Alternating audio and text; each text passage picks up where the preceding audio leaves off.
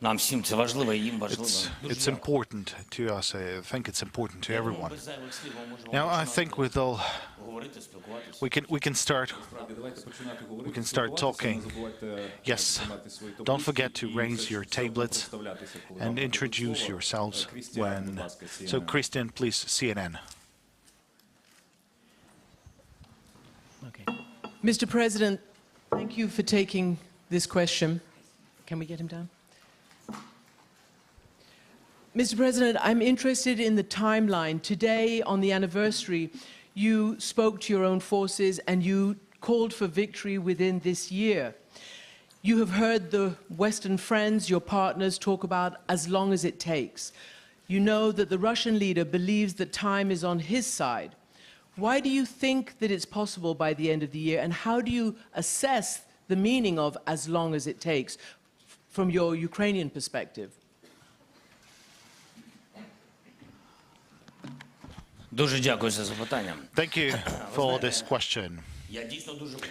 I really want, and I think that every single partner, everyone, will remain strong, will remain just as a fist. If all of our partners are united for the sake of our victory, because that's a victory of values, if all of them will remain committed to their words, to their time frames, and that's not going to be just talking, but we've already shown ourselves as strong partners, and there's evidence to that. So should all of us do this important homework, the bodyguard has... Okay, so if we'll fulfill our tasks, then we'll definitely have this victory. I'm confident that we'll have this victory. So, and I hope this will happen this year. We have everything to have it this year. We have friends, we have diplomacy, we have you. We have combined everything against this wave of invaders. I think not a single country in the world can withstand on its own something against this war. I think only the United States would be capable to do that, but fortunately they don't have neighbors like that. There's just a couple of countries like that in the world. And Ukraine is facing this war not alone. We have friends. We make sure this aggression, this war would not continue anywhere else. We clearly understand what the Putin wants, what Kremlin wants. We understand what the military political leadership want. So it's important for everyone to focus, to stay working in their own places, and that's it. And then we'll have victory, because the truth, the righteous, is on our side, and the children that we love. And it's so horrible when we are losing them in the battlefield, around the battlefield. But they, Russians, they have countless of victims and casualties. That's their choice. Now, ICTV, Oksana. Good afternoon, Mr. President. First, thank you for your example of resilience, invincibility, and belief. We all believe in the victory, but now a lot of international experts are telling that we have a war of exhaustion, and not a single party would have resources to have an victory, clear victory, and then there will be a negotiation. So how do these negotiations look like? What's the ultimate victory for Ukraine looks like? I'm not thinking theoretically about how those negotiations could take place. We make very specific steps. Ukraine has initiated the peace formula at G20, although we would really like to have it G19 and not G20 in the world. So we've briefed everyone on the peace formula, how we see that. And then there's the outcome of what Russia has done here and how it has an impact not only on our security, because there are different crises caused by Russia's aggressive steps. As you know, the occupation of the nuclear power plant in Zaporizhia, and then the blocking of the sea and all the chains of supply as part of the full security. You know all of those aspects. So what else can I tell you? We've offered the steps, and today we can see some interest in fulfilling this peace formula and supporting that. And I'd like to express words of gratitude to the country, because yesterday, or in fact today night, 141 countries has supported our peace initiative at the General Assembly. So the next step would be to engage as much as possible states for the first summit. I want really this summit to be as much fruitful as possible, so that we would have this summit conducted in a place, in a country that would be able to host as much countries of the world as possible. I'm working with our partners, with the team, in order to make sure that democratic. So it's a very clear step. So in order to reduce the risks among the countries supporting us, I mean, any country can support like a single point of this peace formula. They could support a nuclear safety, the environmental safety, and you know how many mines are there around the territory of Ukraine. That's why there is a lot of steps that we've offered. And there is also kind of a step that means the bringing of peace, because we need the security guarantees. And this is something we need, like a security package for Ukraine, for Ukrainians. And already we can see that this is the war that has a very significant impact. So security guarantees for the whole Europe. So when there is this fulfillment, and then there is this respect to the international law and to the ordinary people, and to the people of Ukraine. So if that would be fulfilled, then we'll get a diplomatic kind of an end of this war. But until that moment, we need to fulfill all these points of respect. Thank you. Now, the Mexican TV first row, please. Sorry, Mr. President, you were mentioning the resolution in the United Nations, the more than 140 countries that voted, demanding that Russia forces leave Ukraine immediately and without conditions. What do you say to the countries, the minority, that didn't support that resolution, that voted with Russia against it, or that decided to ignore it?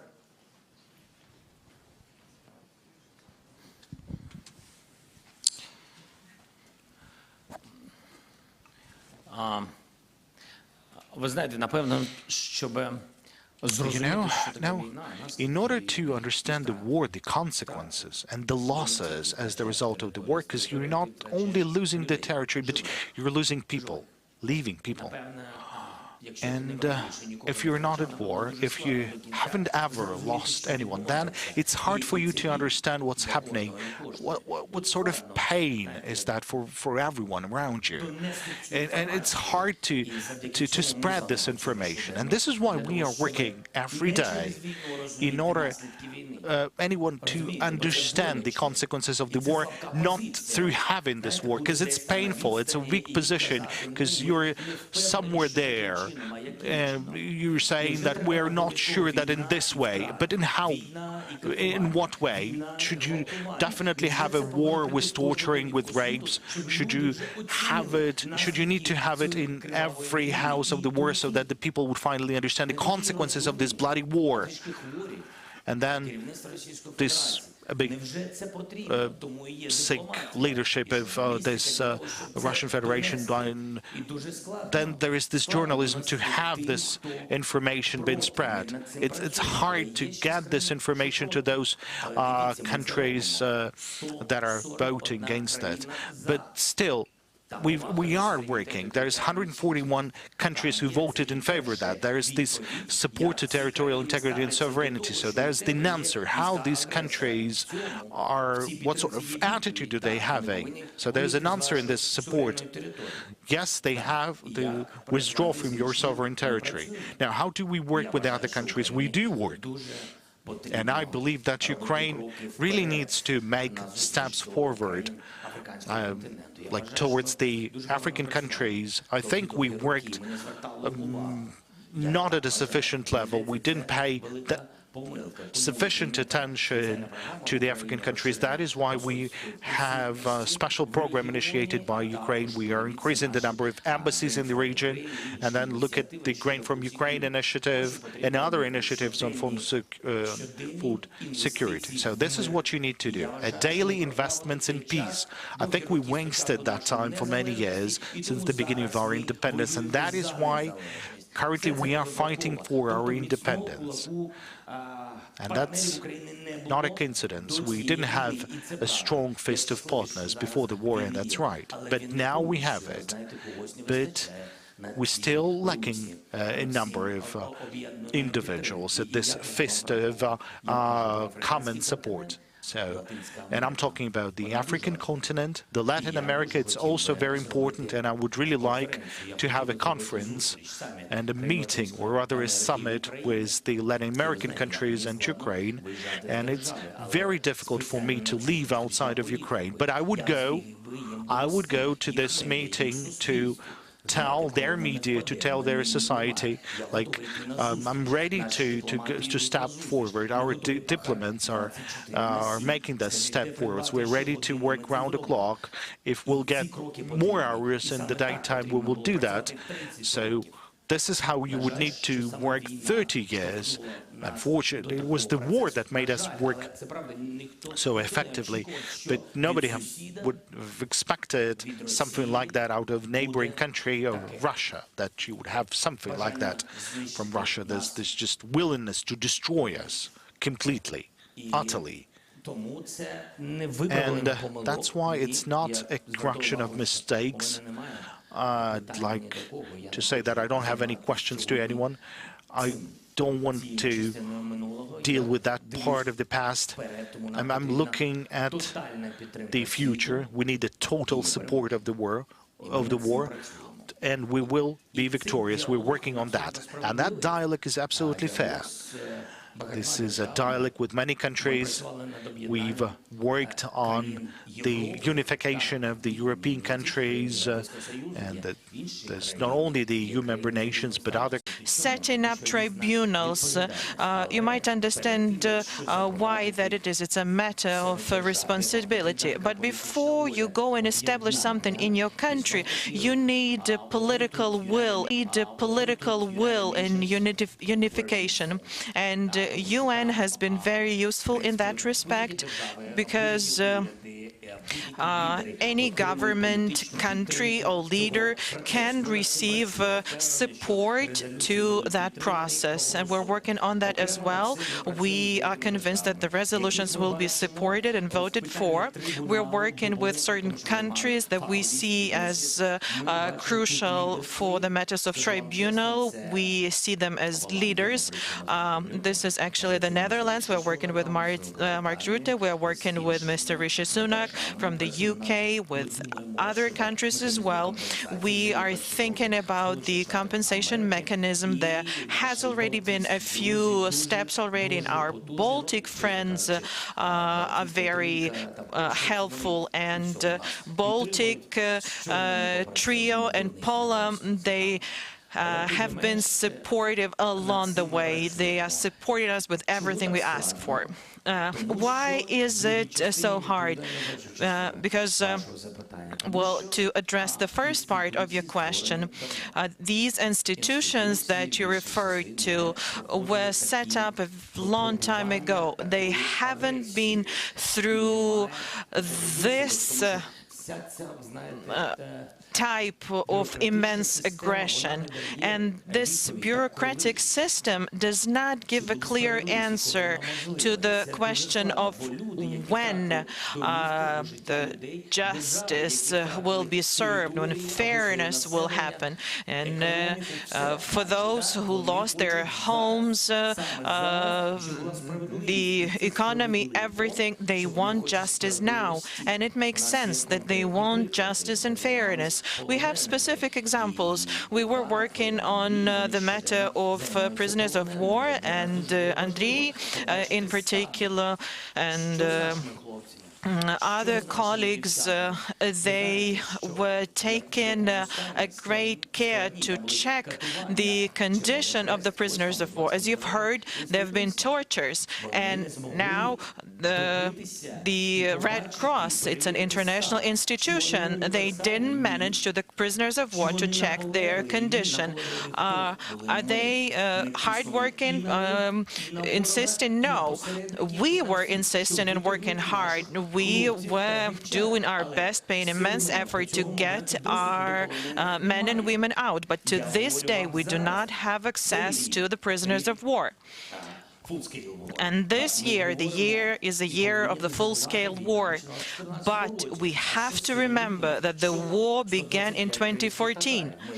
And we know that there are 125 Crimean Tatars that are political prisoners. What is happening to them now? I remember early into my presidential term, we were returning people back to Ukraine, some political prisoners. Everybody thought they were held in Moscow, but that wasn't the case. They were very, very far in the regions. And it was only thanks to Ukrainian, to the ombudsman, etc. And we worked with the OSCE way back when there were attempts at the Normandy format. The OSCE had to verify a lot of matters related to the security issues. It was very, very hard. There was a matter of authority of power. And, you know, I am tired to hear one answer from many institutions. They keep saying, we don't have the authority to do it. So no universal mandate, etc., etc. But nonetheless, the UN, headed by Antonio Guterres, and well, in us, we became more proactive. Guterres came to Ukraine, and we helped organize the corridor to transport grain with help of Turkey. So being persistent and being committed to change institutions is what helps. Actually, this war helps highlight weaknesses in Ukrainian institutions, in the EU, on the continent in general, and international institutions as well. And how do we change them? A different security infrastructure will emerge after the victory in the war. Somebody from Ukrainian media, LBUA. Thank you. Good afternoon. Mr. President, you mentioned China and its views not very pro-Ukrainian. China came up with its peace plan this week. However, we're seeing some actions by China, not very pro-Ukrainian, and we also heard some allegations that China might be supporting weapons to Russia. So what do you think about China's position? Well, I don't think that was China's peace plan. It was not a declaration or resolution. I think that China spoke its mind about the matter. And I actually said it once before. China started talking about Ukraine, and I think this is a good thing. But it actually begs a question. What will these words be followed with? Because the steps that are to be taken, this is what's important, and what these steps are going to lead to for us. Because he's talking about us, China is talking about us. Territorial integrity, well, I think what they are saying looks like respect for territorial integrity, doesn't mention the country, but it's our territorial integrity that has been breached.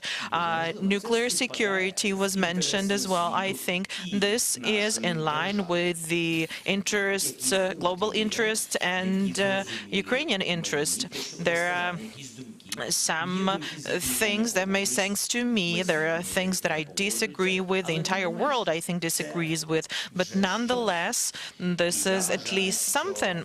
And I think that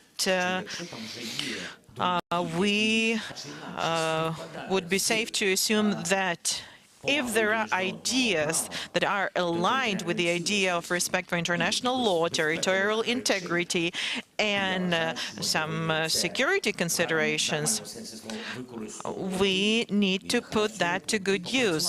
We need to work on that with China. Why not? Our task is to get everyone together to isolate that somebody. Next question from Azerbaijan.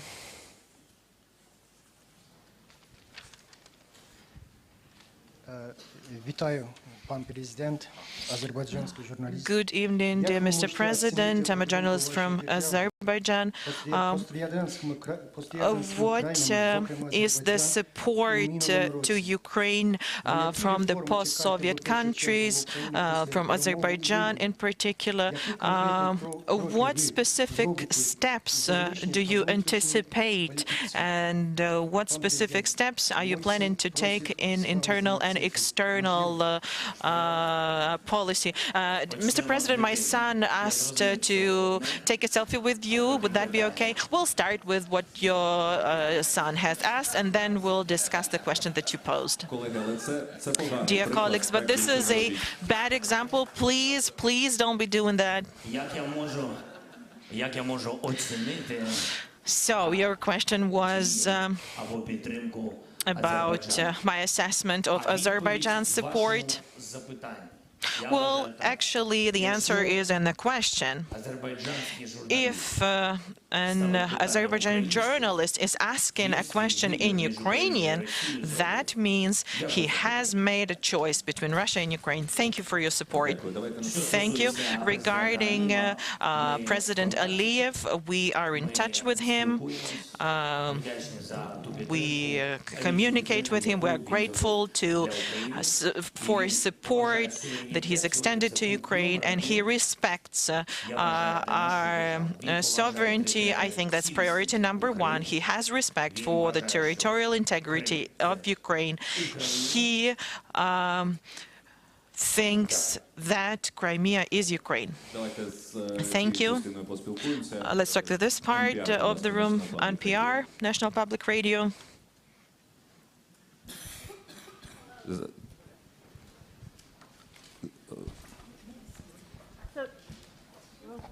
Oh, thank you. Can you hear me? Oh. Now yes. Okay, hi. Hi. So General Milley says that you can't achieve your goal of kicking all the Russians out of Ukraine. I wanted to see if you think he's right and what that tells you about continued U.S. support and why.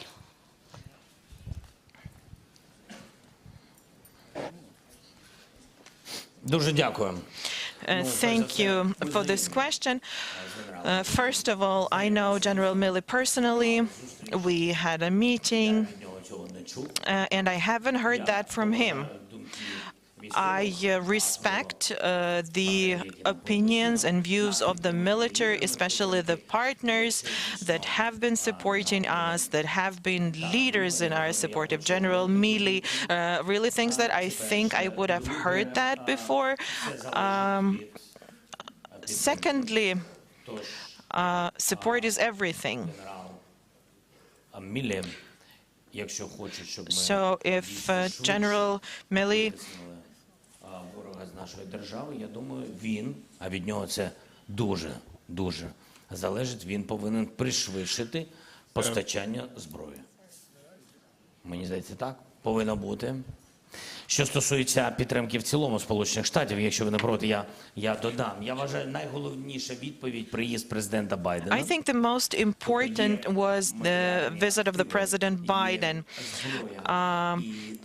There's weapons, other things, and it's up to the President and Congress, but first of all, it's support of the public. And I saw that American people, they support us. During my visit to Washington, D.C., I saw people with Ukrainian flags in the street. So I know that the U.S. support is very, very important. And support is weapons, humanitarian assistance, etc., etc. That's one thing.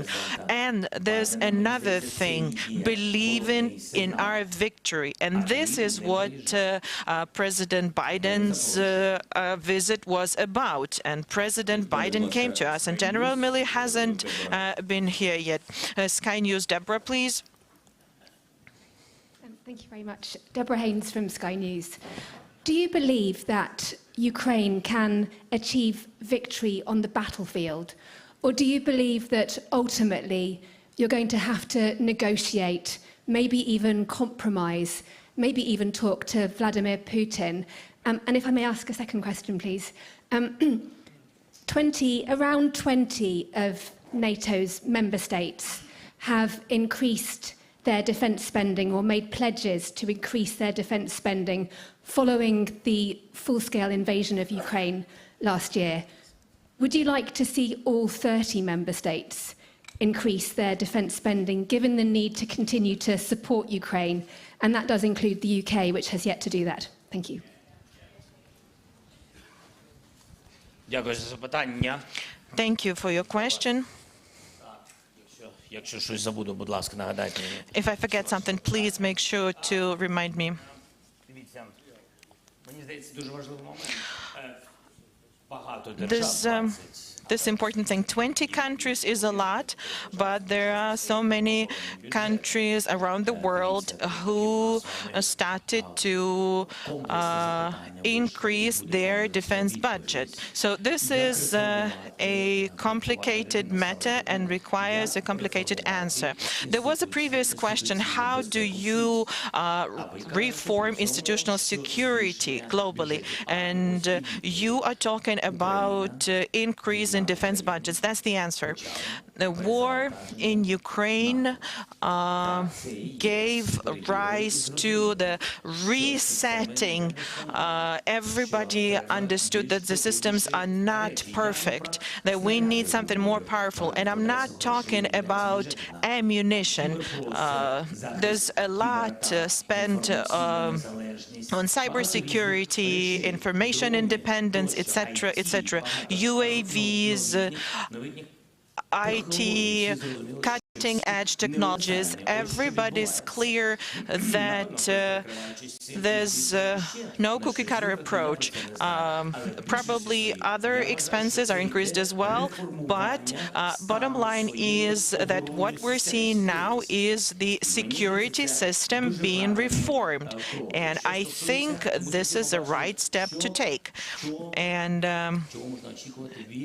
everybody saw what we could expect from the Russian Federation.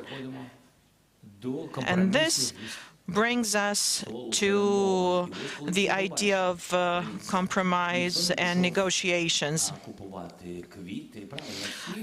And we all saw that nobody ran to buy flowers. Instead, everybody went to buy weapons. Nobody wants to develop business with the Russian Federation. More and more sanctions appear. Sometimes sanctions hurt, but everybody's clear now that they're making you dependent on Russian gas. And if you are that dependent, then you're going to get cold eventually. Because at some point they might start thinking that they want to have their people in your country, they want a part of your territory, and then people realize that we need independence, not just on paper. We need real independence to defend our people, because this is what that one person has done with independent Ukraine, who was a neighbor and even, so to say, a friend yesterday. So this brings me back to the first part of your question. After everybody saw that they kill people, that they torture people, and they're not even trying to hide their attacks. They're talking about nuclear matters. They decided to take Iranian drones and kill civilians. And those civilians did not have guns in their hands. They had their children in their hands. And seeing this picture of the world, do you think we Ukrainians could sit at this to negotiate with all of this? I don't know how to call that. We call this phenomena Russism. I don't have a better word to put it. So that's the answer. We need to start from scratch. We need to go back to what was violated. Our right to live on our land needs to be respected. Leave our territory, withdraw, stop shelling us, stop killing civilians, stop destroying our infrastructure, energy sector, potable water, stop air strikes on the cities, stop killing dogs, cats, animals, stop burning the forest. So you go ahead and stop doing all of that, and only after that we'll tell you what format will be used to diplomatically put an end to it. Okay, now the Ukrainian Pravda, please, from this part of the audience. Добрий день, Володимир Good afternoon, Roman Krovets, Ukrainska Pravda. I'd like to go back to the major topic of this press conference, that's the year of the war. It's time for some intermediate conclusions, and my question is sort of personal. It's composed of three components. First, can you recall your personal, the most horrible day and the horrible night of the full-scale war? And second, we all humans, we can all make mistakes. Now, what's your biggest mistake over the period of the full-scale war? And third, who, over this period of the full-scale war, among your team, who sort of disappointed you? Thank you. Okay, I'd like to start with the one who disappointed me. Sorry, because who disappointed? All those who left on the 24th of February, all those who left Kiev, all those who were leaving cities and towns, all those who were supposed to fight for the country, who had to take care of the security of this country. So all these people have disappointed me. Now, my largest mistake, I don't know. I think there was some of them, because I'm working from early morning to late night. I'm a living person, and no matter how someone might think of that, so I make choices, so I am convinced that I'm making mistakes from time to time. What's important is that for me not to have any fatal mistakes, because I'm a guarantor of the Constitution, I'm the guarantor of the national security.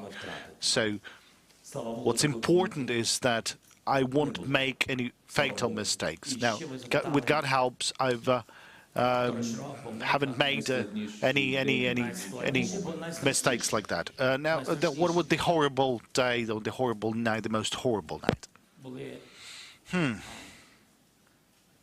over this year. Напевно, Буча. I think Bucha, Напевно, те, що я побачив what I saw, в момент, коли ми деокупували, the moment we've deoccupied Bucha, було дуже страшно. it was horrible. Таке, що ми побачили реально, What we've що seen. диявол, він не десь там, він не You know, the devil is not somewhere in the bottom, but he's among us. He's on this land. Now the Japanese company. Now I'd like to ask the colleagues to to pay respect to their colleagues. So just to ask one question. So please. Thank you very much, Mr. President. My name is Ada Suim. I'm from NHK Japanese TV. There is a G7 summit in Japan in May. Are you considering joining the G7? Because the Japanese only prime minister from G7 countries didn't visit Kyiv yet. So what's the role of the Japan in G summit to accelerate the support to Ukraine? Thank you. За годину. Дякую за запитання. Значить, що важливо? Thank you for your question. Now, what's important? We have full support of the G7 countries, and now Japan is having the presidency. So I just write down a number of things because there's so much things is happening. So 40 minutes before this press conference, I had a meeting with the J7. Part of the information that we've discussed will be open, and then some of the information will be sensitive. Now, talking about the support that is required to Ukraine and what the G7 is ready to provide to us, there's a significant package of support. And some support is coming from Japan. Let me concentrate now on Japan. So I'm very grateful to the Prime Minister. We have a great understanding. He's very straightforward. So, and at a time of war, I have understood the true value of people being straightforward. There's a clear understanding and clear support. I understand the amount of fund that the Prime Minister is going to coordinate with the Parliament. I believe that's the mechanism for your country, that they need to coordinate the support for Ukraine. I don't remember all the details, but I feel this support and those messages that I've received from the G7 countries. Now, I was invited by the Prime Minister to visit Japan.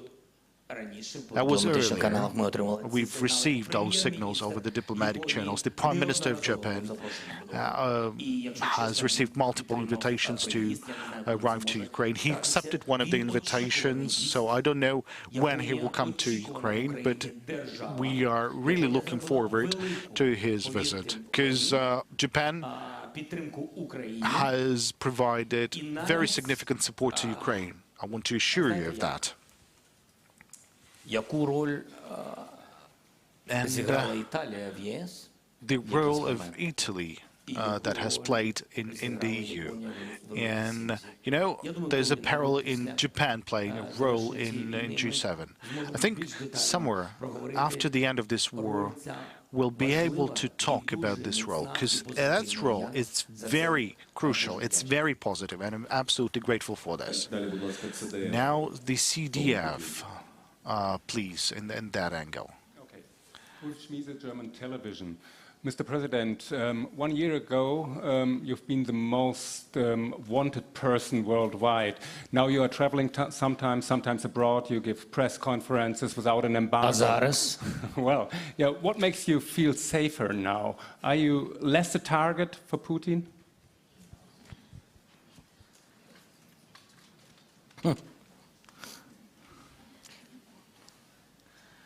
Мені здавалось завжди, що I always thought that Germans have more information about Putin's thoughts than I am. But anyways. Such question, sorry. So anyway. Що роблю я? So what am I doing? My task as the president, as the leader of our country, not to make even an assumption of support to Ukraine being weaker. I think that the unity of the world and maintaining this unity, this is my task. Whether I'm doing that right or wrong, I'm not alone in doing that, but still, there's moments, like in the beginning was a difficult moment, but we've demonstrated that we could have achievements, and I had rough dialogues with many, both official and unofficial, and it was a kind of a moment like that, and then the sun has risen in the ocean, and everyone has seen that we are strong. And it's not just a matter of we are stockpiling weapons, for example, somewhere. No. We need that to survive. We are not fighting. We are struggling for our life. And then there was a different stage. And then it was difficult. And it was fatigue. Well, the beginning of the fatigue, and it's absolutely fair for everyone. Every people has their own questions, challenges, prices, waves of inflation, many other things, the energy crisis, food crisis because of Russia's blocking seaports and doing many other things, causing many crises, and there are ordinary people, there's, you know, some of your thoughts, but then deep in your heart there's the support in Ukraine, to Ukraine. But so on the one hand there's the support to Ukraine, but on the other hand there's your own family. But it's important that everyone to know that this is not our war. We are fighting for all of you, and it's not this war that caused the crisis. It's the Russia that is intentionally causing this crisis in order to weaken your support and to blame Ukraine for this crisis. So my task is doing everything possible so that the world support would not be weaker. But I would like to underline that I wasn't alone in doing so. I was working together with the team, with the office of the President, with the Ministry of Foreign Affairs, with the Cabinet of Ministers, with everyone, with the Parliament, with everyone. Everyone who wanted to do that. And that is a very important aspect. And then there's this moment when you need to show gratitude to the world for not being alone, and for even being gratitude to those countries who at first thought of not supporting you, but then supported you. So now the moment has time to show your own words of gratitude, because now these countries have their own challenges. So I wanted to come and to support those people. It's absolutely fair, because they done a lot. I don't know how many people were saved by many countries. I mean, Germany has in the EU because they've contributed money to the weapons, to the tanks, whether someone might want it or no, or like it or no. That's a fact. So I wanted to do that. I wanted to go and to start a new page for all of us, for our capabilities. Air defense, aircrafts, tanks, long-range weapons. That's my task that I need to discuss one-on-one with the leaders. Now, 1FM, please, at the central row, central aisle. Good morning, good evening, Mr. President. Thank you for receiving us today. Emmanuel Macron, I'm a journalist from the French news channel BFM TV. Our President, Emmanuel Macron, said a few days ago that he wanted the defeat of Moscow, but without crushing Russia. Do you think it is compatible with a full victory of Ukraine? What do you think about this position? And if I may add a second question, you talked about the worst day of the war for you. What, on the contrary, what's been the victory you've been the most proud of, the most happy about since the beginning of the war? Thank you very much.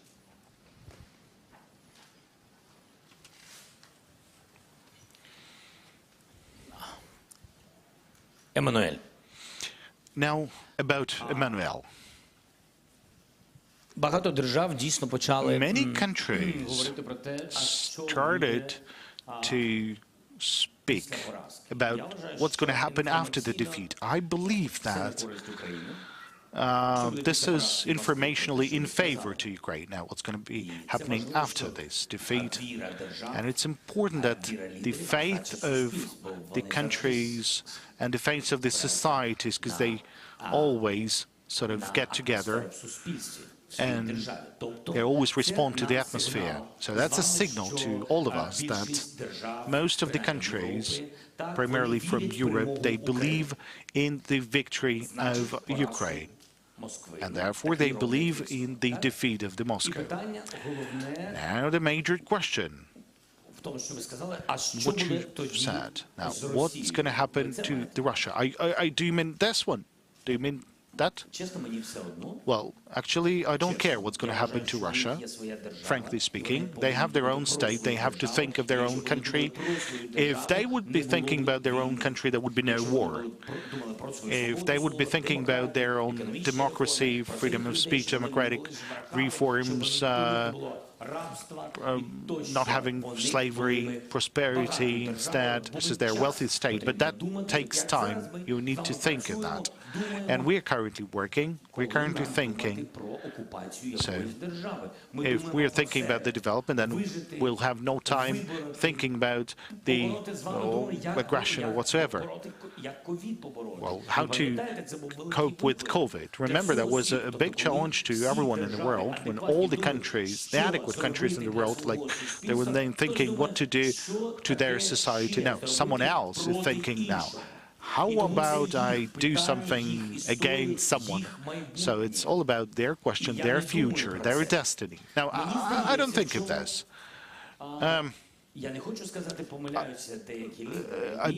don't want to say that some leaders are mistaken about something. No, everyone has their own point to raise. But I think that the elite, the business, which is sanctioned in a very fairly manner, their accounts being blocked, their yachts being blocked by the oligarchs of Russia, their real estate, their business would deliver to 20 or 40 or more Russias instead of one. Think of many, many different things. And I think they would be able to cope with that on their own. More pressure, more sanctions, more isolation against Russia. In this case, their elite would think what to do inside of their own country, so that with their own new policy, someone might be willing to negotiate. I mean, we are interested in that. Thank you. Maybe a question in Russian, a TV channel called Freedom. Доброго дня, Ксенія Барвіненко, Good телеканал Freedom. afternoon. Ksenia Barvinenko, the channel, there will be a question in Ukrainian, even though that's the Russian channel. A year ago, when we were all shocked with the full-scale war, still everyone was calling upon our Western partners to provide us the aircrafts to close the sky above Ukraine. At that point, everyone was telling that it's impossible. Well, the same was about Leopards, but Leopards are already in Ukraine. Now, talking about the aircrafts, there's a lot of debates. We can hear a lot of statements. 3 weeks ago, the US President Joe Biden said that they're not transferring F-16s to Ukraine. The Victory Day, I would like to finish answering the question of the French journalist. The Victory Day is going to be the happiest day for me, and not only for me, but for every Ukrainian. And now to your question.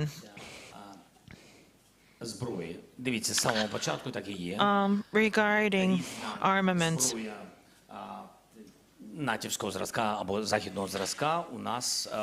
there are different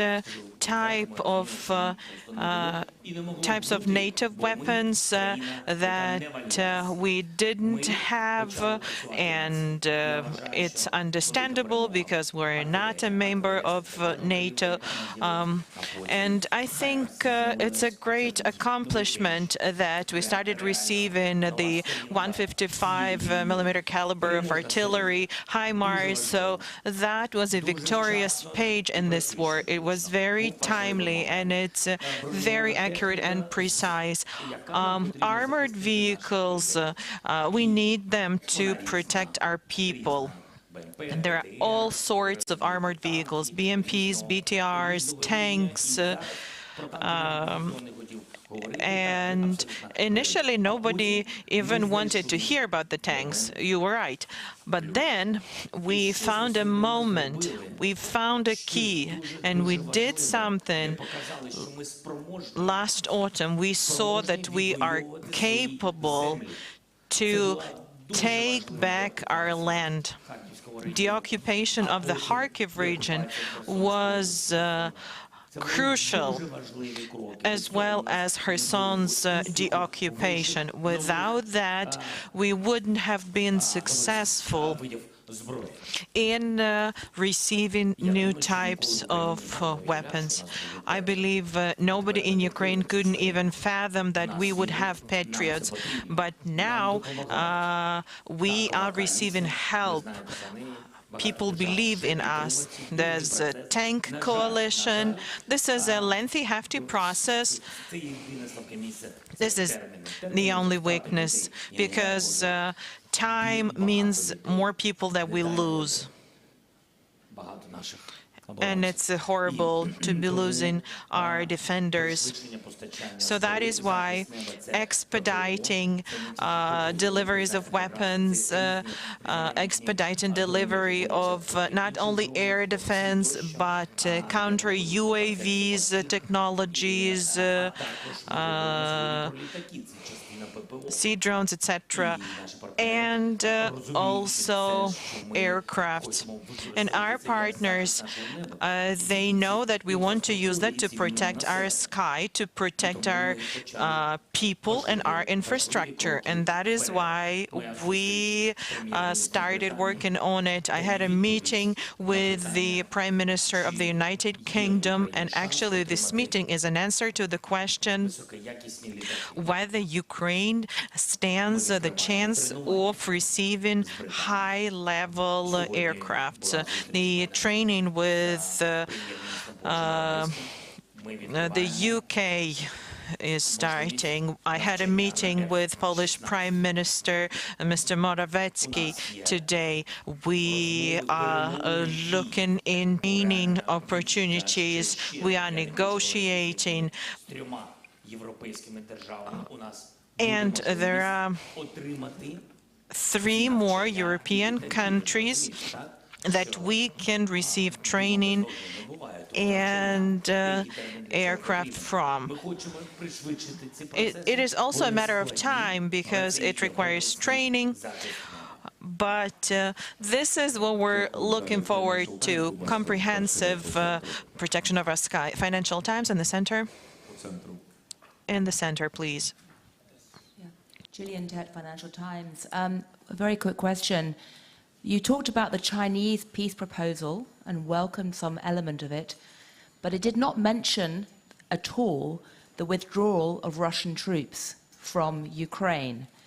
Given the views of the parliamentarians, does that mean the Chinese peace proposal is dead in the water?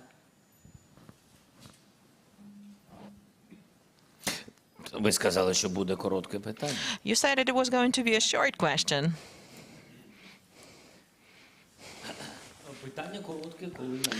Well, it's only a short question when the answer is short. Well, everywhere, whether it's China, it's very hard to find a short answer. Я не вважаю, що те, що I don't think that what China did was an offer in and of itself. I believe it's only the state on whose territory the war is taking place can do that. So we came up with an offer of our own.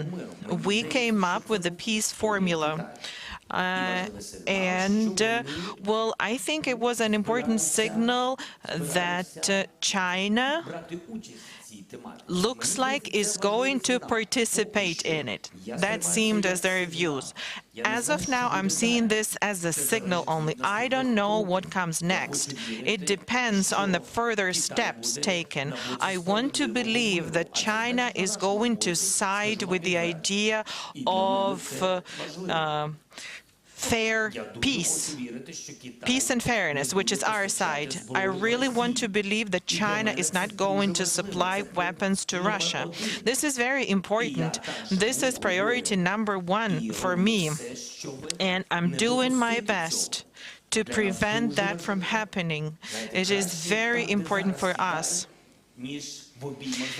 Because, you know, it's better the way things are for China now than in Russia's embrace. Because, you know, there's this risk of the Third World War. And only after we see specific steps will we be able to discuss them. So far, I'm just seeing an opinion.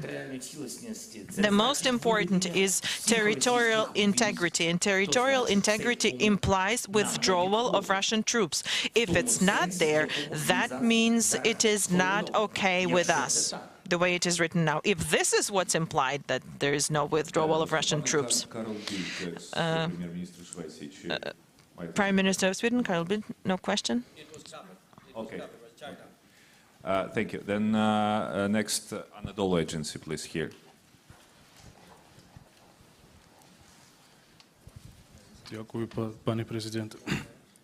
Thank you, Mr. President.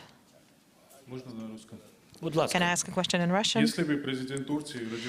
If Turkish President Erdogan prepared for negotiations in Istanbul, and if Russian President were to wait for you there, would you accept that? Are you from the Turkish television, Turkish news agency in Turkey? I just had a conversation with President Erdogan before our press conference. We had a nice conversation. I expressed my condolences, you know, that this is a tragedy for us as well. And the President reached out to me, and we sent Ukrainian specialists to help with this earthquakes situation.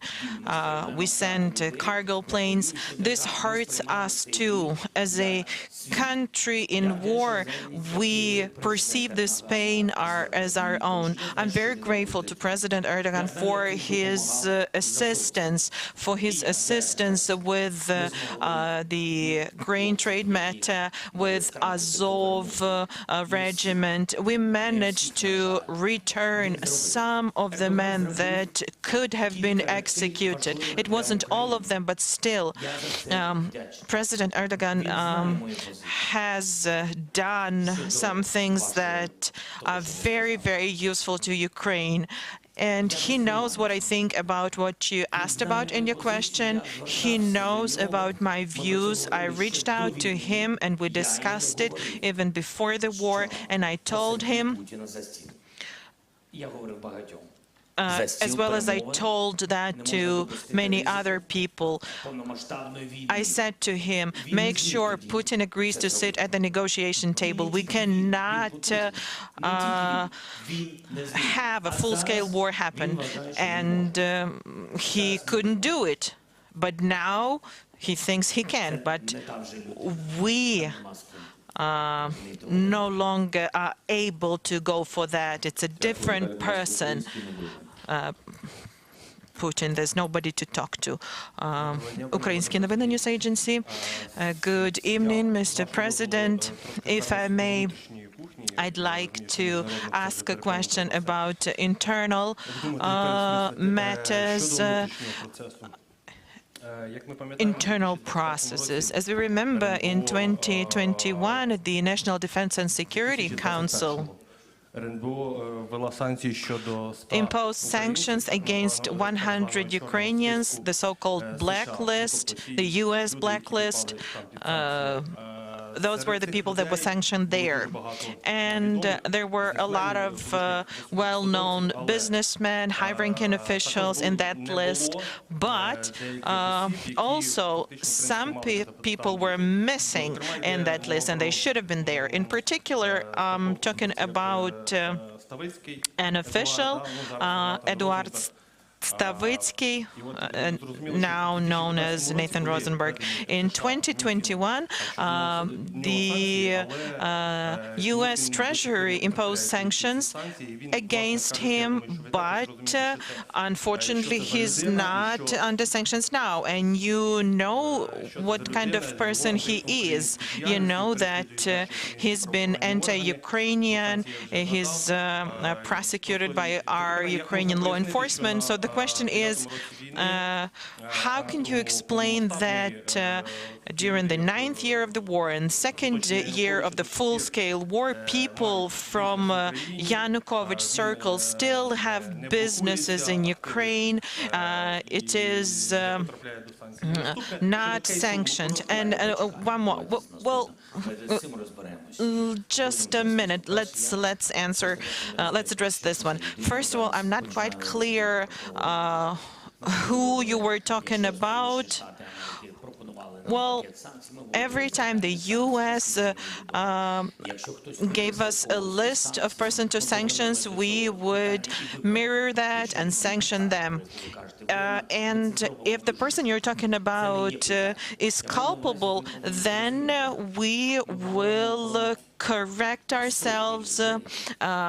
But you have to be clear that we're talking about hundreds of people that were sanctioned. I cannot have information and know about each and every one of them. Well, you could just give me the materials. Bogdanov, who is Bogdanov? Reznikov-Budanov's case.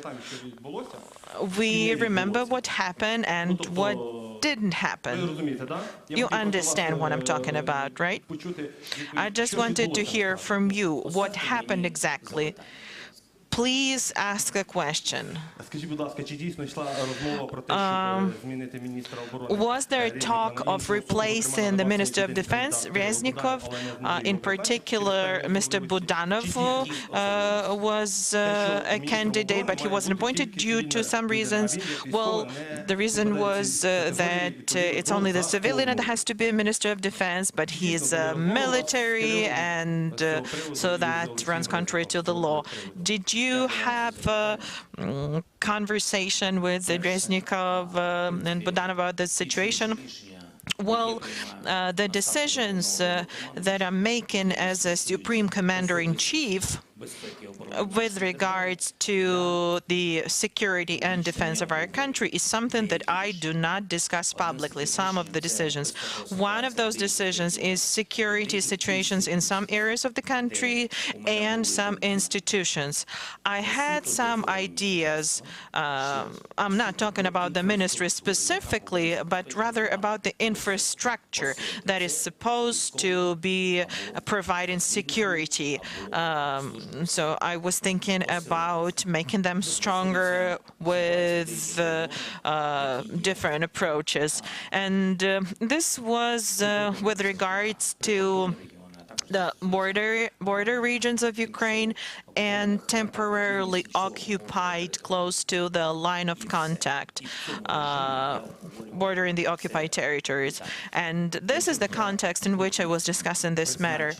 Had I wanted to appoint our main intelligence official as a defense minister, we would have done it in line with the Ukrainian legislation, of course. IEC-24, Israel.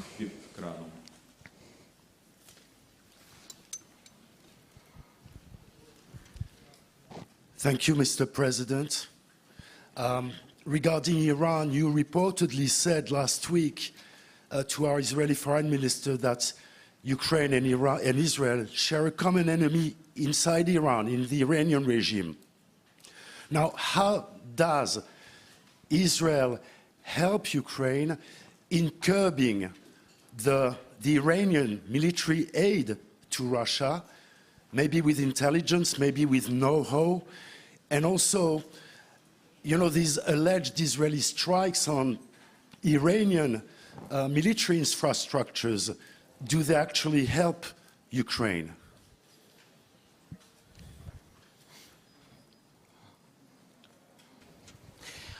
Дякую за запитання. Thank you for your question. Довгий час впродовж цієї війни я For a long time during this war, I was really looking forward to Israeli support, not only from the public, but also from their political leadership, from various institutions. It was important.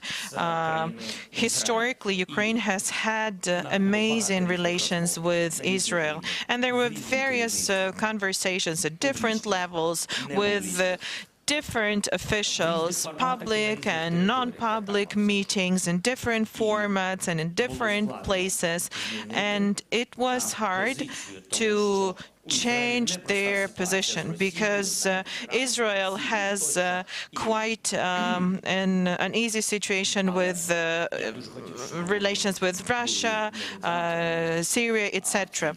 But I really want them to be not a mediator, but I'd really want them to choose a side, Ukrainian side, because I cannot imagine Israel supporting war.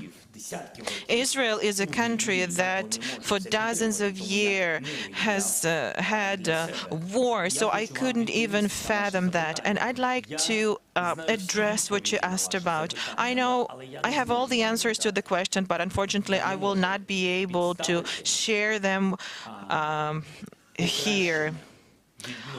I cannot jeopardize the improvement of Ukraine and Israel relations that has begun. SBS Australia and then SBT Brazil after them. G'day, Mr. President. Most of your allies have reopened their embassies here in Kyiv. Australia has not, citing security concerns. Would you like to see Australia's ambassador return to Ukraine? And if he does not, will it affect relations between Australia and Ukraine?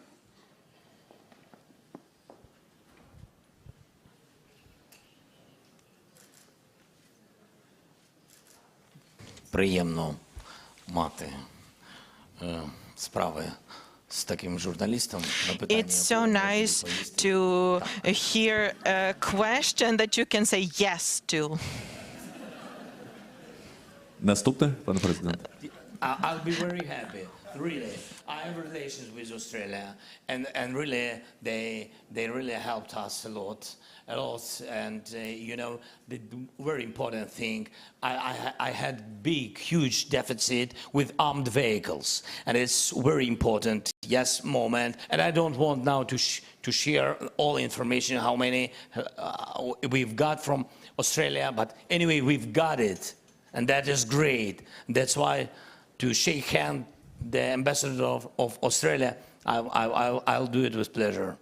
Please come. Come back, but on Bushmaster. We need one more. Далі, будь ласка, Бразилія. Brazil.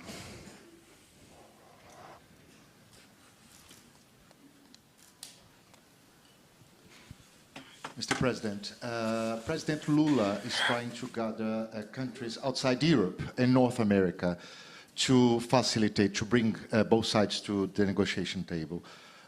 Have you talked to him about this proposal? And you know that Brazil is supporting Ukraine in the UN, but has a different approach on sanctions, delivery of weapons and ammunition. What do you expect from Brazil, from other American countries, and when are you going to talk to President Lula? Дякую. Дуже дякую. Thank you. Я запрошував президента. I've sent him invitations to arrive to Ukraine. I'm really looking forward to have a meeting with him. I would really like him to assist me and support me with a platform for conversations with Latin America. I'm really interested in it. I really appreciate some of the steps of Brazil, really, of supporting us, our territorial integrity and sovereignty. That is for us so important, especially now. Yes, and what I'm just waiting for our meeting, because eyes to eyes, face to face, I will be more understandable, and I think Ukraine will be more understandable. That's it. Thank you. Now, Vipro from Netherlands, please. Mr. President, thank you very much. First of all, do you think in your lifetime you will see President Putin inside an international court, for example in The Hague, the international capital of justice? And second, you just met the Prime Minister of the Netherlands, Mark Rutte, and you talked about the delivery of F-16s. Is it correct, that's what we heard, that Ukrainian pilots will be trained to fly on the F-16s, for example, by the Netherlands?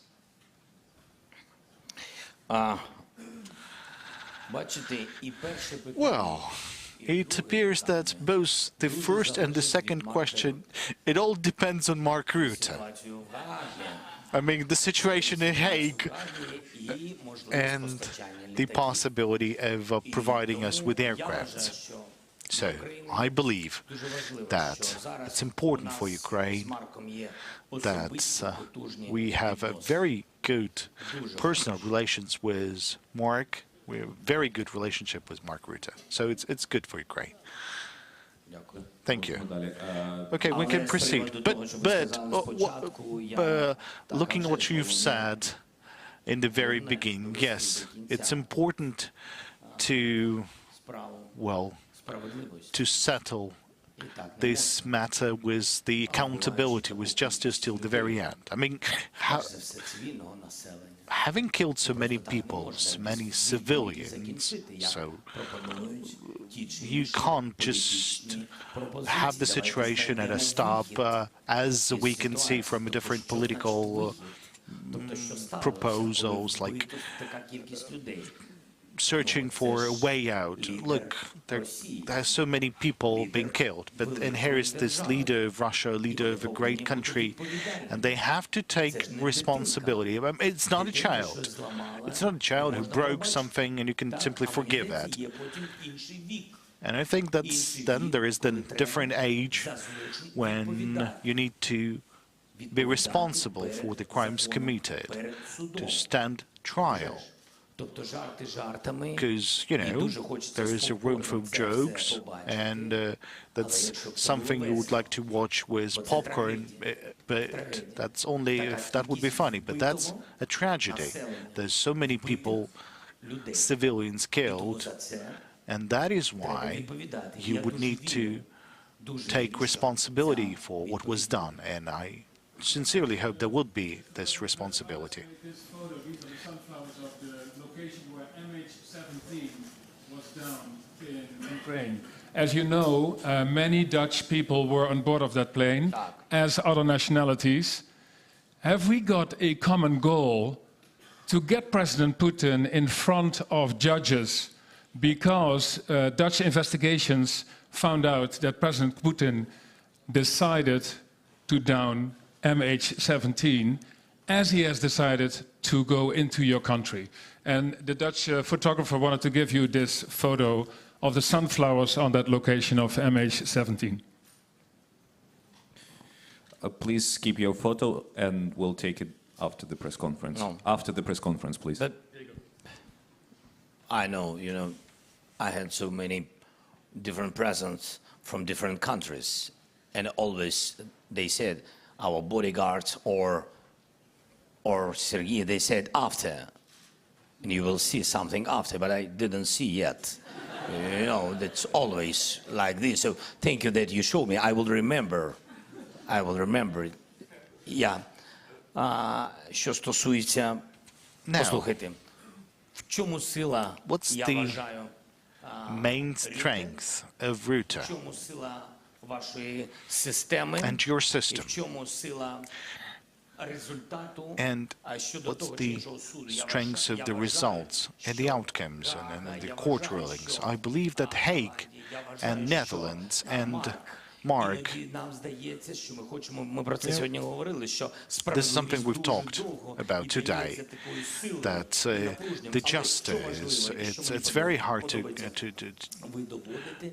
have it. But what's important is that Netherlands always gets things done till the very end, just as it was with MH17. So I hope the same would be with the war, that we together will have this case towards the court and towards the fair court ruling. Now from Spain, and while you are waiting for the microphone, it's getting darker now, and different countries are now illuminating their buildings, and we can see Madrid, while they will have questions from Spain.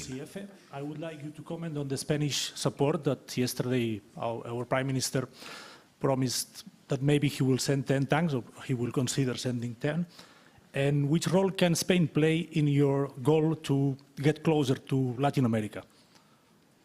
Thank you.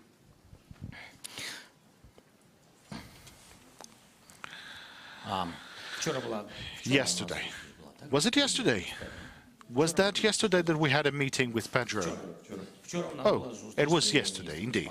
So yesterday we had a meeting with Pedro Sanchez, the Prime Minister of Spain. First and foremost, I want to say that we had a lot of skepticism in Europe, and that's correct in terms of our candidacy. And we met Pedro, he met Ukraine, he got accustomed with Ukraine. So Ukrainians played a great role. He saw our country, he saw what we are fighting for, he saw the way we're changing. What's important that he saw that institutionally we were running in parallel. I mean, everyone has continued to work.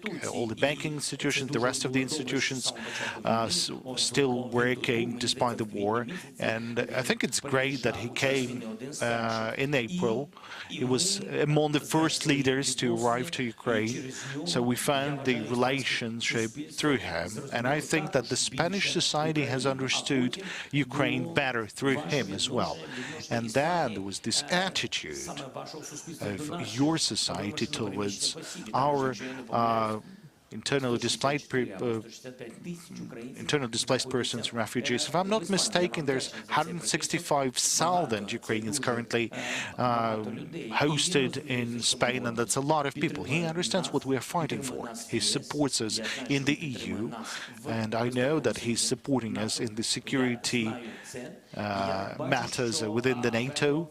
And from what I can see, that Pedro Sanchez, we've already established some personal connections with him. He said that we will help. He said that about increasing the number of tanks, and I think that's his authority to say how much more tanks he can get for Ukraine. We talked about other equipment for Ukraine. We are grateful because we had some previous conversations about Hawks, that's the air defense systems that we were supposed to receive, then some other gear and ammunition to reinforce the capabilities of our forces. So that's something that we have. Then NBC, please.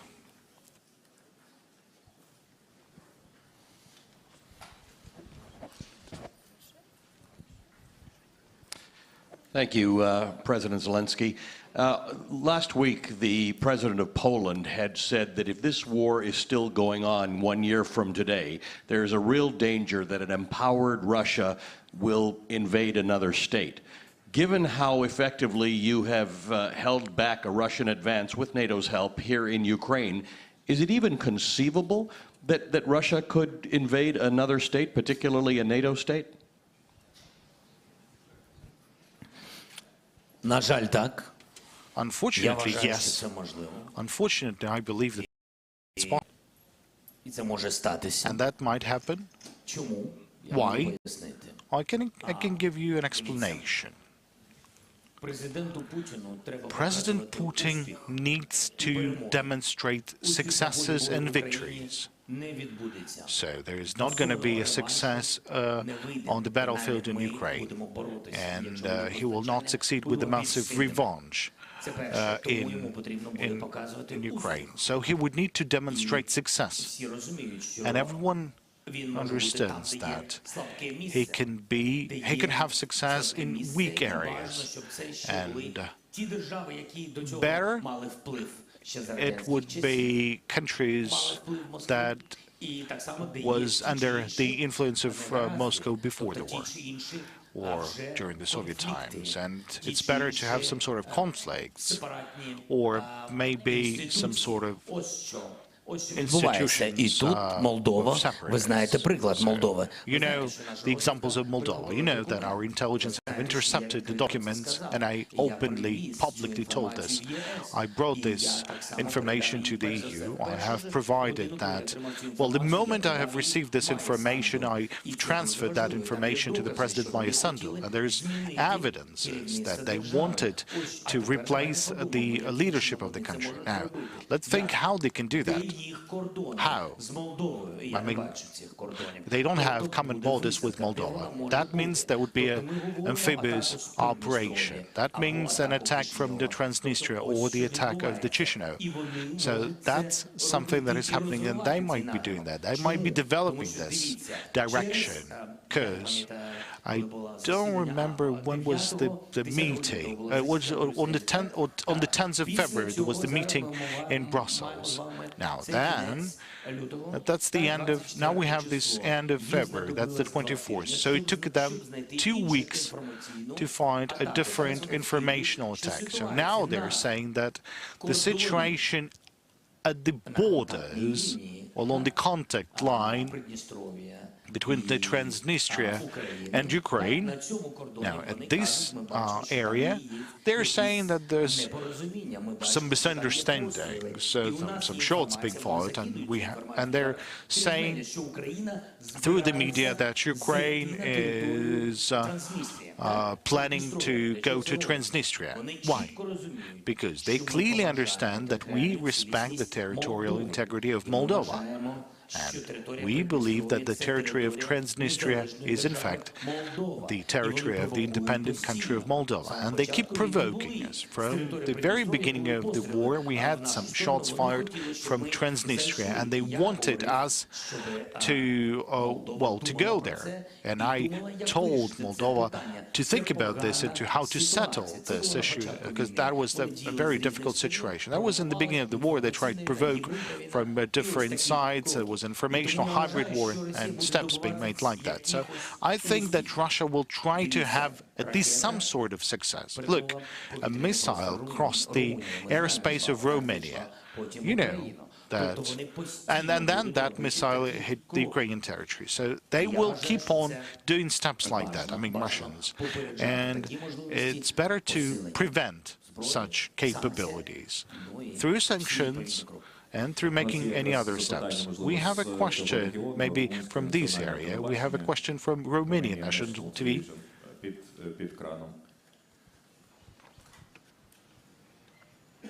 Mr. President. Wait for your microphone, Mr. President, if after a year of war, even more, you may feel that solidarity in other countries may be diminishing, can be tiring. What is your message to them? Thank you, Mr. President.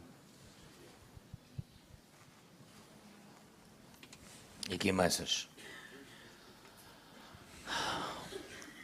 Складно говорити про зменшення підтримки України. It's hard to talk about diminishing support for Ukraine when you keep showing everything in yellow and blue in different parts of the world, and I'm very grateful for this. You can't reduce steps like that or diminish steps like that. You can't diminish work that you're doing. A missile crossed your airspace, but you're a NATO member nation. Now, God forbid this missile will hit your territory. What the NATO will do? They will have to select what to do. Should they preserve the unity in NATO and show the strength, or no? Now, if they would need to show the strengths, they would need to search for the response options, different ones. I'm not deciding that. We're not a NATO member nation. But I want my voice to be heard not by the NATO member nations, but the societies of these countries. These people, the ordinary people. Ukraine has no right to fall just for the sake of preserving or defending the European continent from the horrible war. Because I believe that Russia may proceed with its actions. Now, look at the countries where they would like to have like an influence, just like it was during the Soviet times. Where did they have their KGB? Where did they have their armed forces being deployed? Now, let's analyze where they might be happening, and you will understand that this will be a chaos. We cannot let this happen. Now let's have a question from Суспільне, please. Thank you for this possibility. Mr. President, surely you know that thousands of Ukrainian children have been abducted and deported from the occupied territory, from the destroyed cities. And this is an unprecedented situation when so many children have been abducted. And they were forcibly kept in the boarding houses, boarding facilities. So I have a very simple question. How and when we will return those children? Are we making some steps now? What can we do with the help of the international organizations and our partners? Thank you.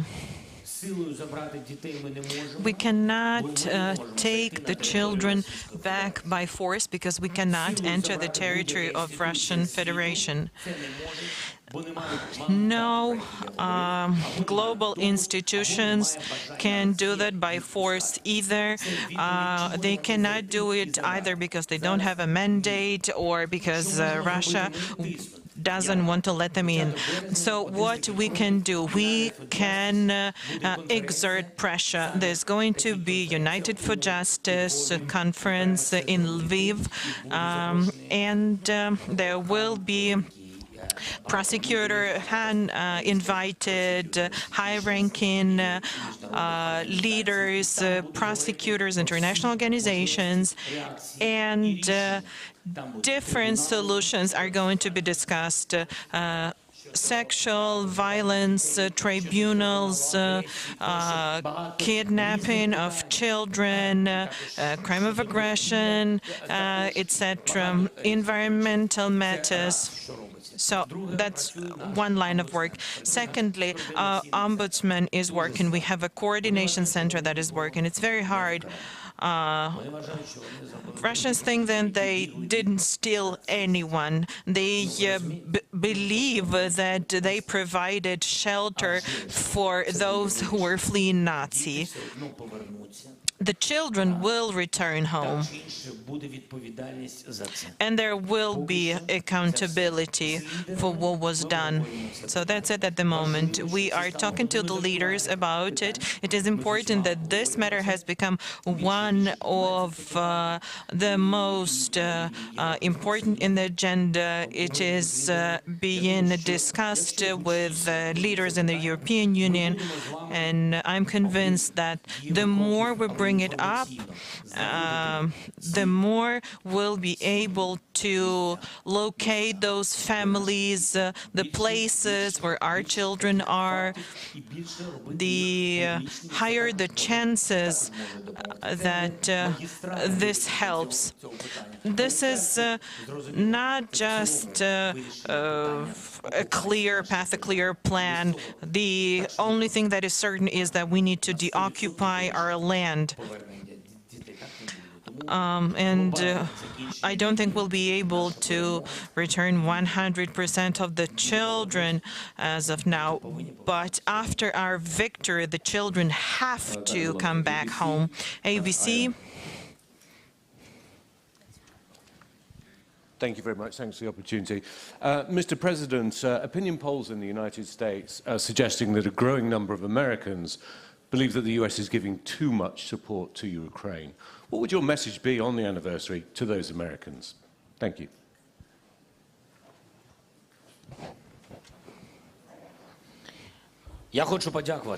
I would like to thank the American people. I would like to thank all of the American people that are supporting Ukraine, the Congress, the President, the TV channels, the journalists, and everyone that has been supporting us. And that percentage of Americans, as you've mentioned, is increasing. I can tell them only one thing. If they do not change their opinion, if they do not understand us, if they do not support Ukraine, they will lose NATO, they will lose the clout of the United States, they will lose the leadership position that they are enjoying in the world, that they are enjoying for a very fair reason, and they will lose the support of the country with 40 million of population, with millions of children. Are American children any different than ours? Don't Americans enjoy the same things as we do? I don't think we're that different. And I'm actually very happy that we have bipartisan support, but we keep hearing those messages from time to time, and they're dangerous. There are political leaders that are elected by people, and if this issue is raised, those political leaders need to be responsible and cautious because people are looking at them. Who wants a third world war? Would anyone would anyone be willing to accept that risk? The U.S. is never going to give up on the NATO member states. If it happens so that Ukraine, due to various opinions and weakening and depleting of assistance, loses, Russia is going to enter Baltic states, NATO member states, and then the U.S. will have to send their sons and daughters exactly the same way as we are sending their sons and daughters to war, and they will have to fight because it's NATO that we're talking about, and they will be dying, God forbid, because it's a horrible thing. I wish peace and Ukrainian support to the United States. TV4, Sweden.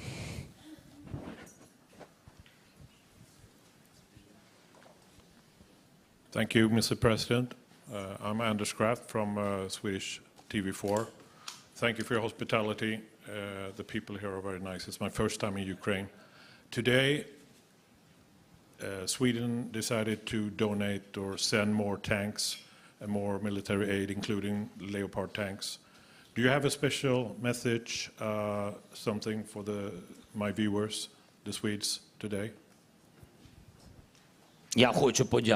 I would like to thank them.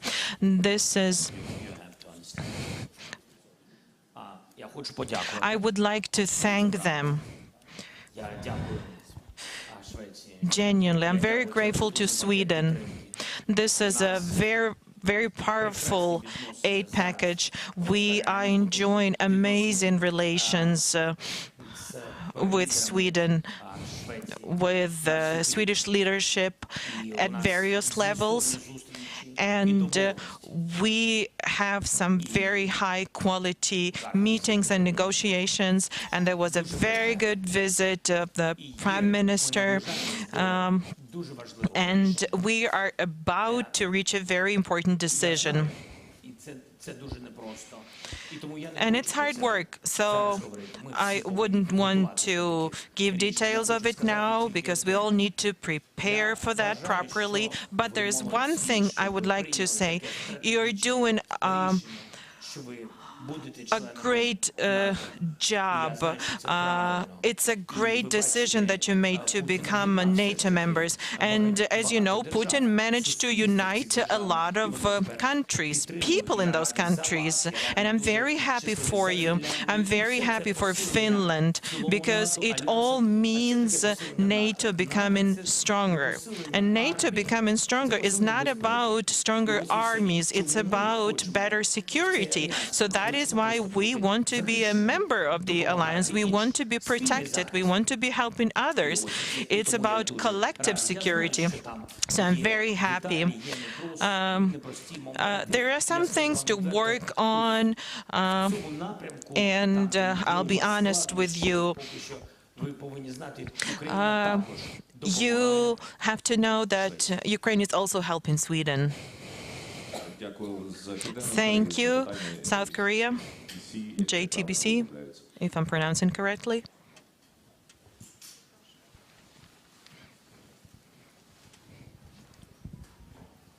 Thank you, Mr. President. I'm Hong, JTBC from South Korea, and I have one question. Recently, NATO Secretary General urged South Korea to allow direct armed support to Ukraine. Has the Ukraine government asked South Korea for direct armed support, and could you tell me why?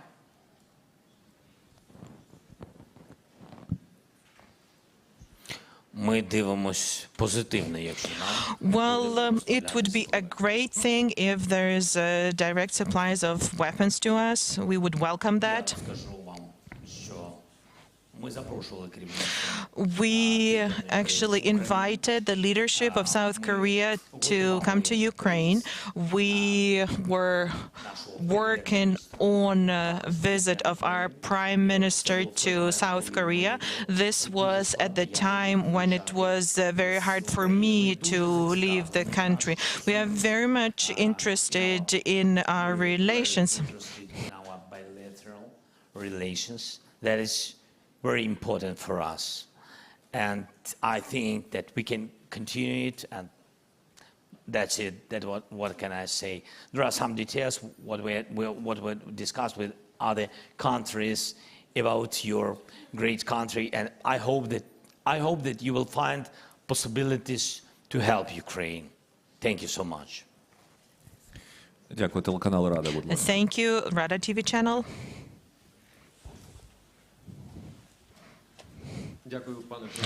Thank you, Mr. President. First of all, thank you for being with us throughout this year.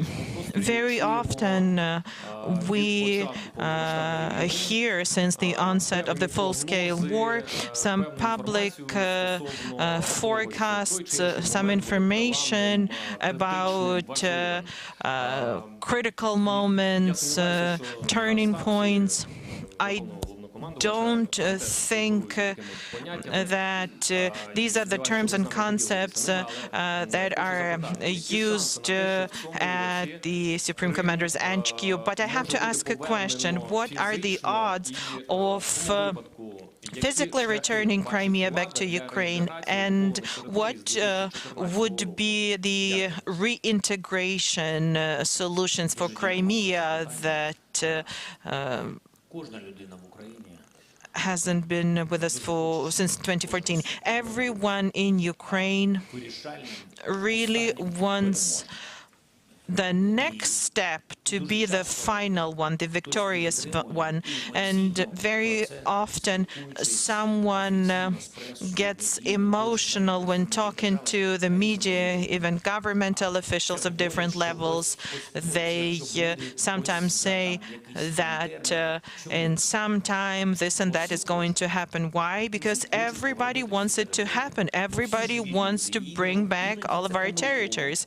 Well, We're all human beings. Sometimes these are mistakes, but we want the victory so bad because we deserve it. We really want the war to be over. We really want peace. We really want to return everything, to return our people, to bring our people back.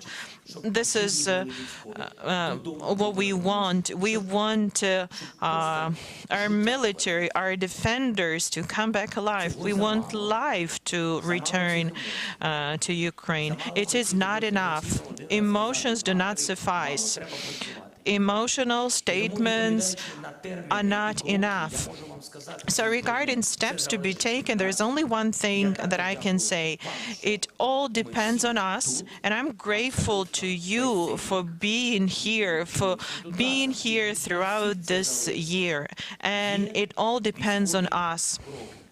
There are military steps to be taken, and we are getting ready. We are ready in spirit, and we are getting ready as far as weapons are concerned, as far as forming brigades, attack brigades are concerned. We are sending different people to train, not only in Ukraine, we're sending people to train in other countries because there are different weapons and we need to be ready. And there will be fair deoccupation steps and measures, and we can only hope that they succeed. BC, please. First row. Mr. President, you've made clear your belief that you can win the war this year. You've been clear about the importance of support and the speed at which it arrives. I wonder if in a year's time that victory doesn't arrive and you host a similar meeting like this, what do you think the most likely reason for that lack of victory would be? And if I could respectfully ask you to answer in English, I'd be very grateful. Dziękuję.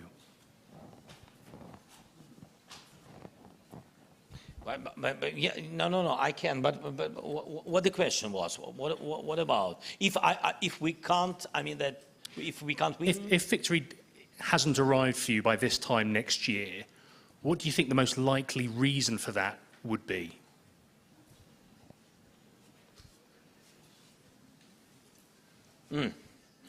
Okay, so the most important thing that the unity, that's true, because in the unity there is a huge support or weak support. Anyway, I mean that is really point number one. If we will not have enough number of West kind troops, enough weapon, ammunition, if we will not have, of course, we'll lose a lot of people. And if we will be losing a lot of people, we'll lose, moral situation, yes? And it will be another challenge for our country. We will not be so strong in the country, in Ukraine. And that is the biggest problem, what can be. I don't want to think about it. That is the problem. If we'll meet on the 24th next year, the 24th of February, and we'll be at the same position where we are now, that is dramatic moment. I don't want to think about it. And you forget all your words. We have to be sure, together, we are partners. You're from Britain. Da. I see. I see. Okay. Thank you so much. We'll win. Далі запитання, будь ласка, від... Where our aircraft Typhoon? Please ask my friend Rishi. Далі від китайських журналістів запитання, будь ласка, Chinese journalist Felix Satellite. Mr. President, so you said that you appreciate being straightforward, so let me be straightforward. So I think right now, both Ukraine and Russia needs as many countries as possible to stand on its side. So how do you convince the countries that geopolitically a bit remote from Ukraine, for example, China, for example, South Africa, India, to be actually on your side? Скажи мені, будь ласка, Сергій, я вже погано чую. Що було? Є країни, які геополітично віддали. There are countries that are geopolitically far from Ukraine. І Південна Африка. Що плануєте? And South Africa. робити? So what can you tell them? How do you encourage them to side with us? First of all, I plan to meet with Xi Jinping, and I think that would be useful to our countries and to global security. We have a significant commodities turnover, trade with China. And, we are the countries that are interested in preserving our economic relations. As far as I know, China respects territorial integrity, historic territorial integrity, which means that China needs to do its best to make sure that Russian Federation withdraws from our territory, because that's what respect for territorial integrity and sovereignty is. Would you agree with me? Yes? It's great. It's very good, soft step forward. І це дуже важливо, що ми одне одного розуміємо. And it's great that we are on the same page. You see, I'm already starting public diplomatic relations here. I think live people cannot be killed. Would you agree with me?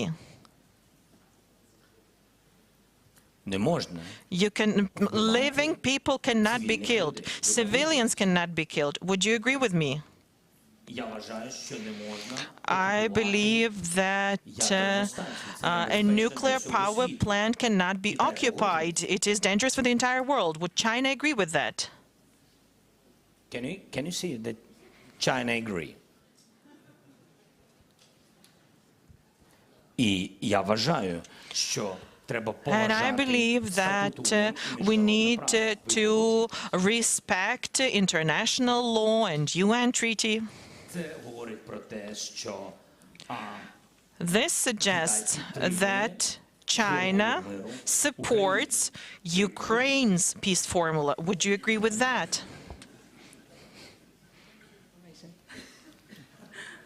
You see, we have so many common issues. We have to speak between us without somebody else. Okay. Thank you so much.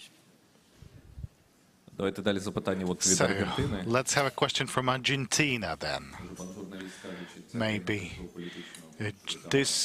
The journalist will say that this country is also politically distant from Ukraine. We'll see. Thank you, Mr. President.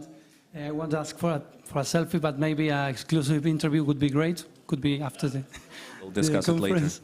It has been said many times that this is a war not only about territory, but about two different ways of understanding the war. It's a war of values. Taking into account this difference, in which place do you think, in which place do you place the countries of South America, taking into account that Argentina, Venezuela, Mexico, they have some roots or some bounds with Russia. And this, I'm talking about the government, not the people, which is completely different. So this is my question. In which of these two ways of understanding the war do you place our countries? And if there is any specific support that you will expect from us? Thank you. Thank you for the question. I have answered partially the questions on South America. We are interested in having relations, in understanding what exactly is happening in Ukraine.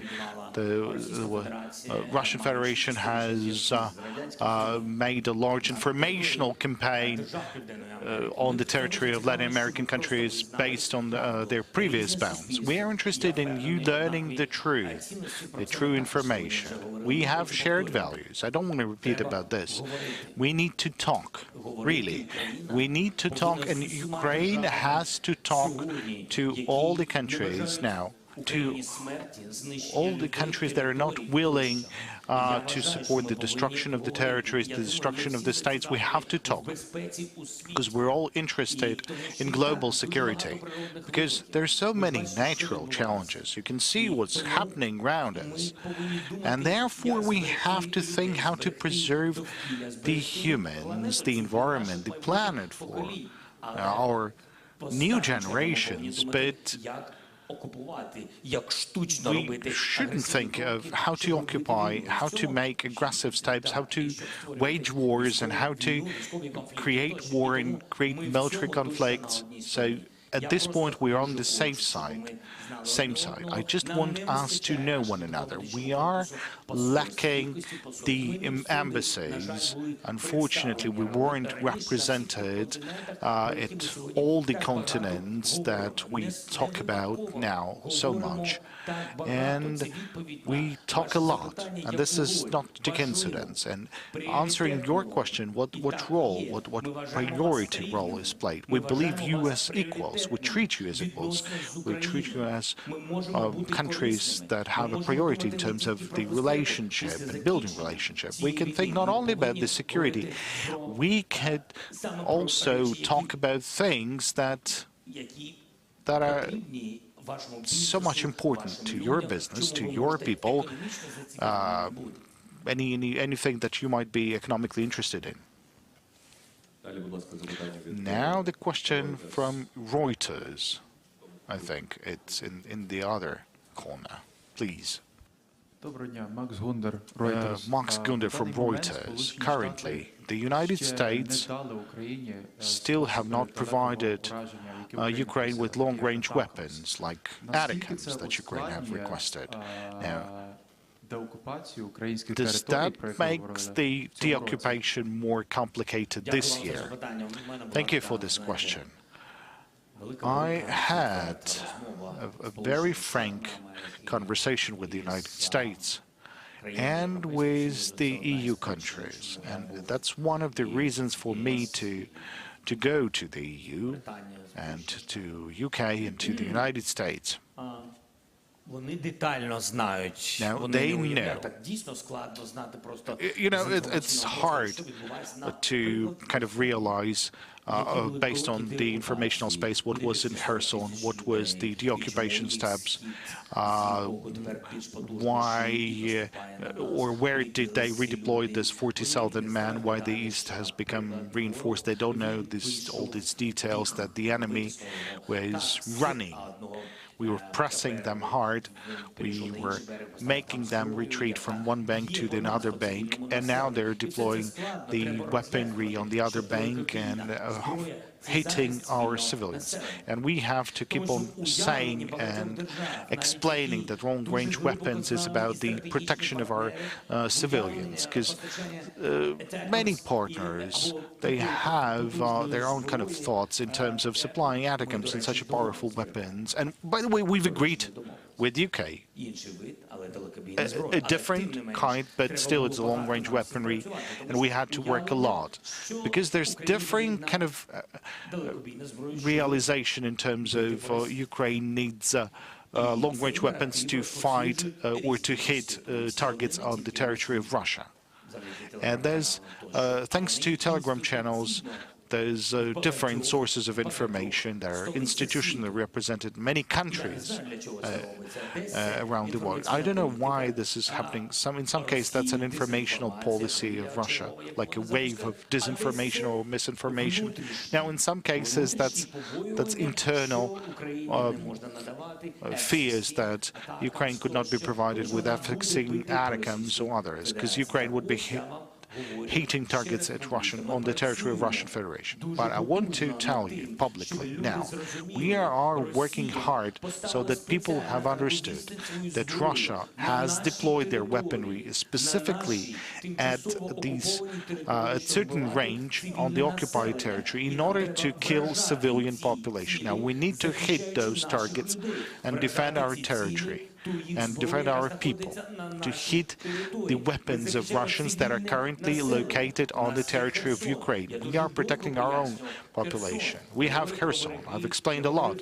I've talked about the banks, I talked about the details, the streets, the amount of population. That's a wonderful city with a population of over 500,000 before the invasion. And then when we deoccupied and the people were happy, there were only 85,000 people.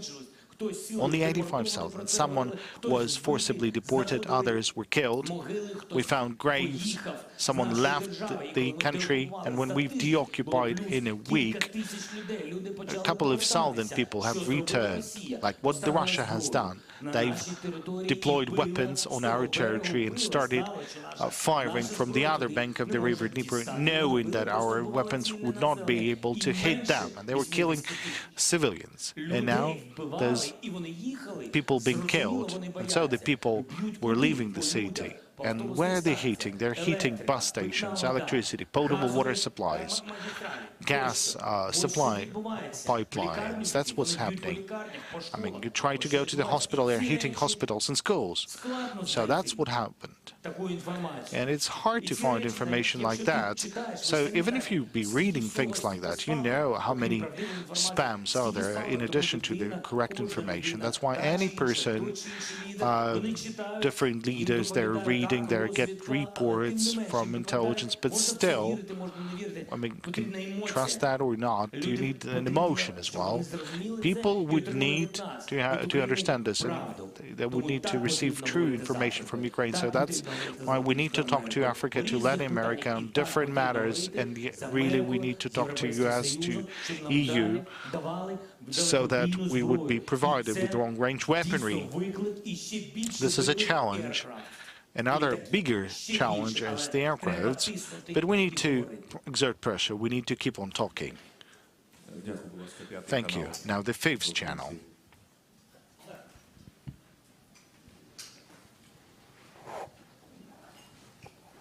Пане президенте, дякую за можливість поставити President, thank питання you П'ятому for каналу, having a який ще chance стоїть. to 4 квітня ви провели з цифрового to have this question by the fifth channel.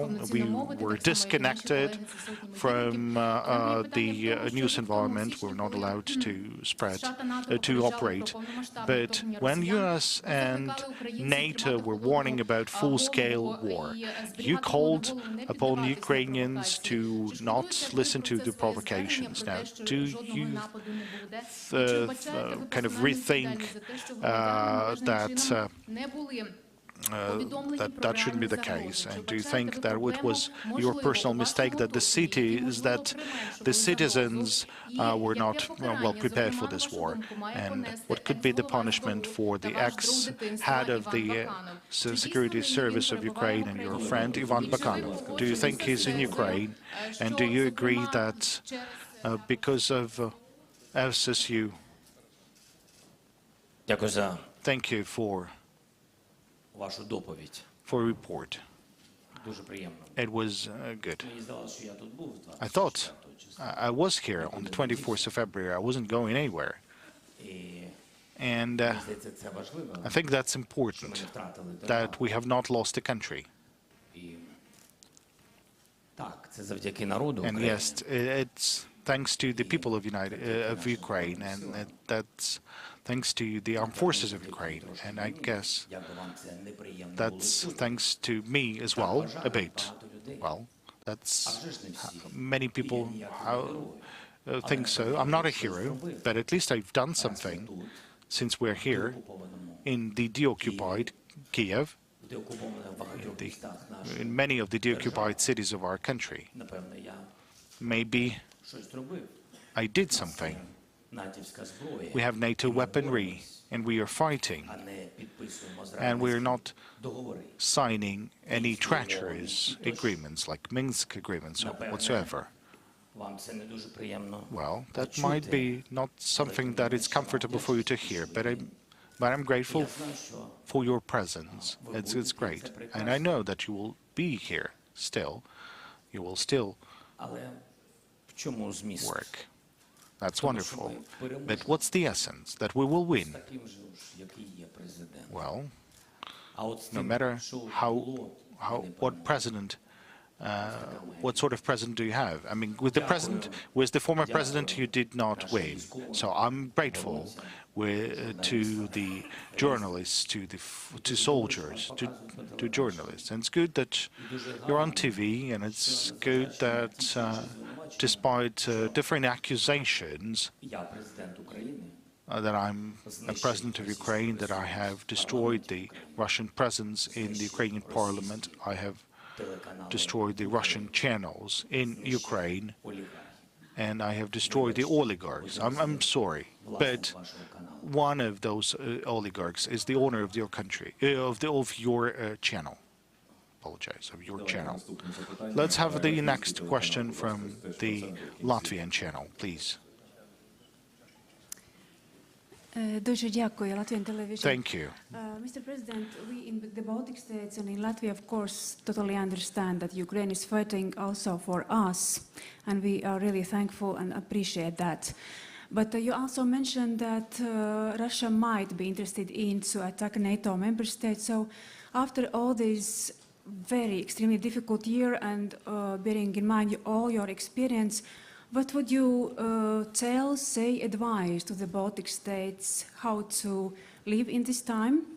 Despite that we are NATO member states, EU country, but still we are bordering Russia and we have been threatened all of the time. Thank you. From the first day, thank you very much. I really appreciate for all that support the Baltic countries gave to Ukraine, and you know that from the first days of occupation and even before it, we had such important conversations and decisions from all the Baltic countries. Especially, I had meetings with Gitanas Nausėda, the president of Litva, and Lithuanian president, and with Latvia we have, and Estonia.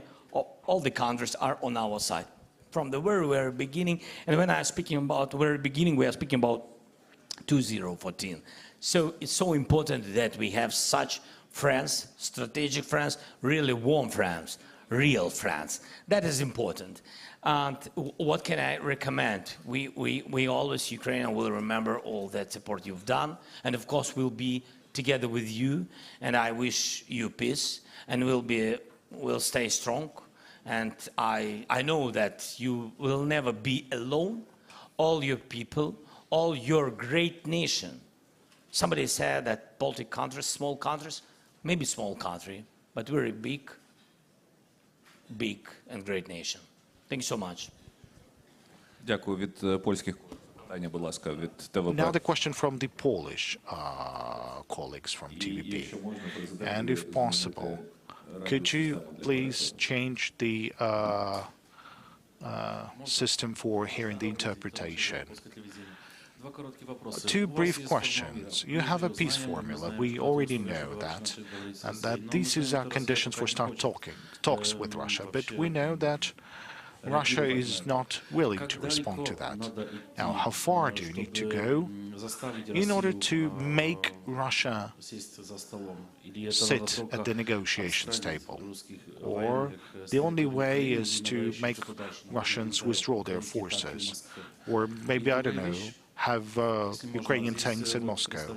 And since we have television colleagues from many countries, there are people waiting for the safe skies in Ukraine.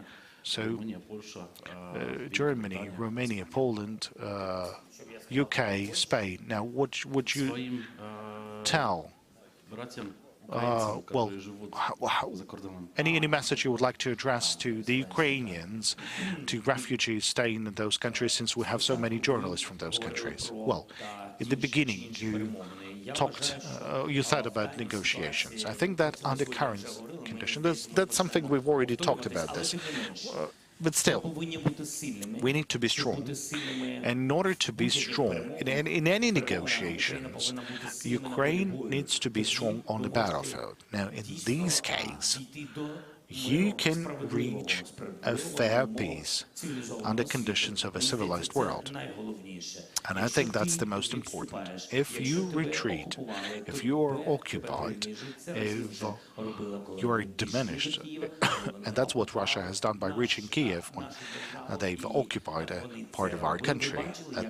And you've seen their response. They've provided ultimatums, they were torturing people. So we know the result when they're strong and when we are occupied. That is why I think that it's important to be strong on the battlefield, that you will have a strong position on the negotiations. So let's reach that step. Let's deoccupy as much as possible. This is very important to us. We will be stronger. That's first. Now, the second part. Now, what can I tell to our Ukrainian fellow citizens, since we have so many journalists from different countries in this room? Something is happening. Okay, so без громадян України, які сьогодні знаходяться за кордоном, without the citizens of Ukraine that are currently located abroad, our country cannot be powerful. Without you, fellow Ukrainians, with all the love with all the words of gratitude to all those countries that are hosting you. Remember that you are Ukrainians. You're not Romanians, nor Polish, nor Germans. Now, with all the words of gratitude to those countries that are hosting you, they've done a lot. They're supporting you. But I want you to know, коли ви зможете, я б дуже хотів, щоб ви повернулися. You'll be ready. When you'll be able. I would really like you to return. I'm not calling upon you right now to return.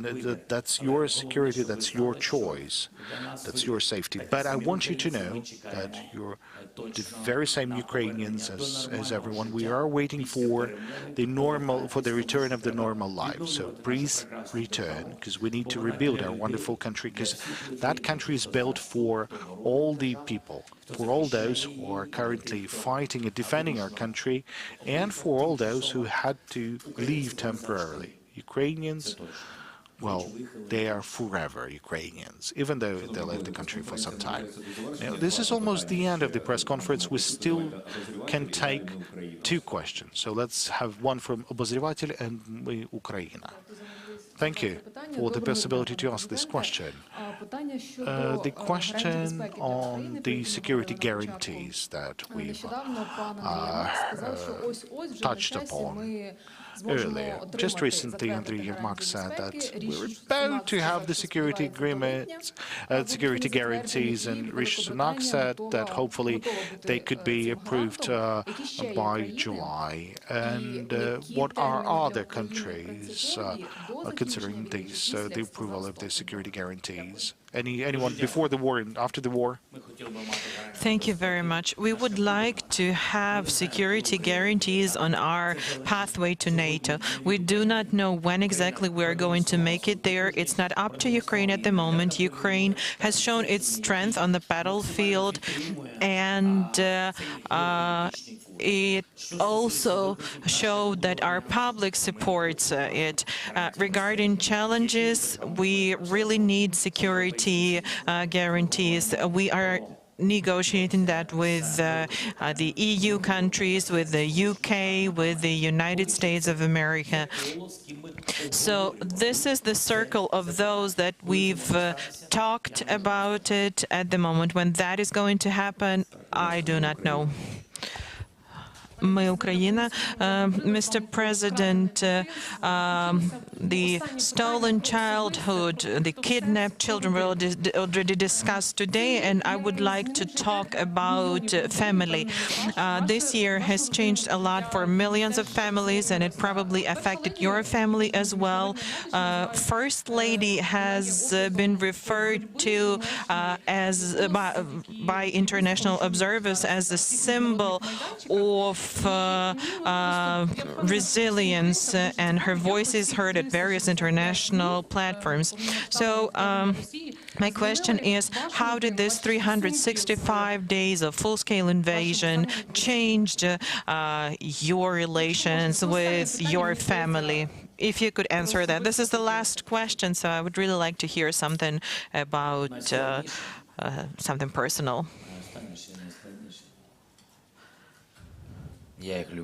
The final question and the hardest one. I love them. I love my family. I love my wife. My children are the most important people for me. I do not get to see them often. My parents, I don't have any opportunities to see them. I'm very proud of my wife.